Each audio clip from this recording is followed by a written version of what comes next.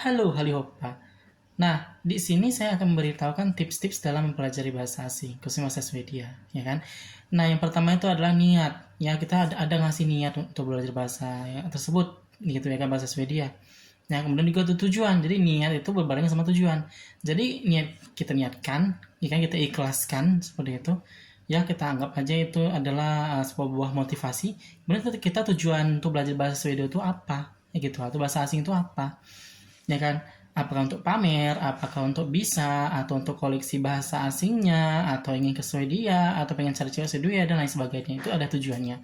Biar apa? Biar ada target gitu kan. Jadi bisa bikin target seperti itu ya.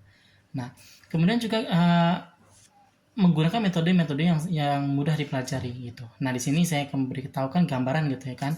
Nanti dari gambaran-gambaran ini nanti Anda sekalian bisa mengambil gitu ya kan, mana yang baik gitu, mana yang nyaman untuk dipakai. Nah, yang pertama itu apa namanya?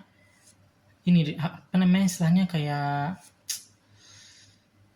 hurufnya ya, karena hurufnya itu penting gitu. Ya kan, hurufnya itu penting sekali. Ya, jadi hurufnya seperti apa di alfabet Latin atau kanji atau segala macam itu kita harus tahu.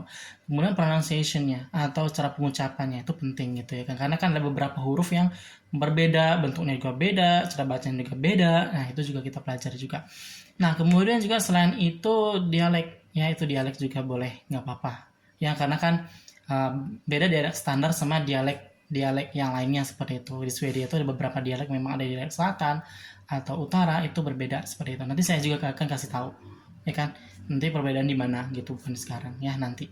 Kemudian selain itu juga apa namanya? Tata bahasanya juga penting kita pelajari gitu kan. Nah, dari tata bahasa itu kita tahu karakteristiknya seperti apa gitu. Nah, bahasa ini dia apakah dia ada apa namanya nama gendernya, kata benda gitu kan, habis itu ada kata kerjanya itu ada perubahan atau enggak.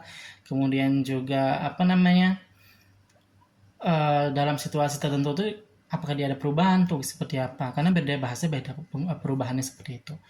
Ya. Nah, kemudian selain tata bahasa juga apa namanya hafalan kosakata ya, hafal kosakata yang sering digunakan aja, misalnya yang sering ditemukan apa, nanti kita cari tahu di situ menggunakan Google Translate boleh, atau pakai kamus pun boleh, bagus gitu, karena sekarang di Indonesia tuh udah ada kamus bahasa Swedia yang berbahasa Indonesia, ada kok gitu ya, dia maaf ini bukan promosi ya, tapi ini saya kasih tahu gitu ya kan, ada jual kamus bahasa Swedia seperti itu. Nah, itu lumayan lengkap tuh, lengkap banget gitu. Nah, kemudian juga apa namanya metodenya itu bisa metode membaca, ya boleh membaca dari huruf itu kita baca gimana cara bacanya, ini dan seterusnya. Kemudian menulis, dari baca kita tulis, besok kita ingat oh ini bentuknya kayak gini, oh dia ngomongnya kayak gini gini gini kayak gitu. Nah, kemudian selain itu juga apa namanya penyusunannya, ya penyusunannya juga penting gitu ya kan, jangan sampai kebalik, kalau masih kebalik juga beda juga maknanya seperti itu ya. Tapi kalau misalnya salah juga nggak apa-apa, nama juga kita bukan native speaker, karena kita nama juga belajar gitu ya kan, kecuali kita speaker, jangan kan kita nanti speaker pun kadang-kadang kan tata bahasa juga gimana gitu. Nah, kemudian selain itu juga idiom itu penting sekali, idiom ya, nanti saya juga akan kasih juga idiom bahasa Swedia seperti itu. Dalam bahasa Inggris juga ada kan gitu, tapi di sini bahasa Swedia juga ada.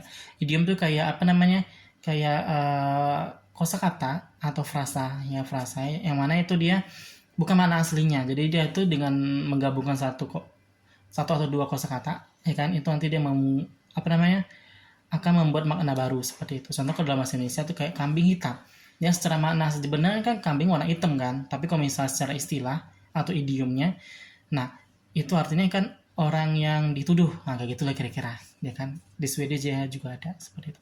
Kemudian juga ada slangnya gitu, bahasa slangnya itu juga kita harus tahu ya.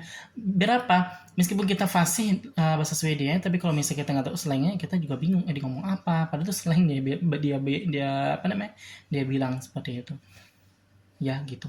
Kemudian juga kita jangan terlalu menghafal ya, tapi ini kan dibiasakan aja gitu, nggak usah dihafal. Misalnya saya mau bilang saya akan makan segala macam, grammar apa sih gitu, nggak usah. Jadi ya ngomong aja gitu. Nah, habis saya bikin sendiri, habis sendiri diulang-ulang segala macam, habis itu dilafalkan gitu. Boleh sama orang native atau orang yang berbahasa Swedia, atau sendiri itu nggak apa-apa. melafazkan sendiri kalau misalnya malu gitu ya kan, nggak apa-apa, namanya juga kita belajar. Nanti kalau udah biasa ya udah, kita tanpa mikir grammar udah tahu oh kita ini mau ngomong apa gitu. Nah kemudian ini kata kuncinya, ini ada kuncinya ya, ini gampang ya, ini saya kasih tahu. Jadi dalam belajar bahasa asing itu ya kan, dia cara mengungkapinnya itu beda-beda seperti itu.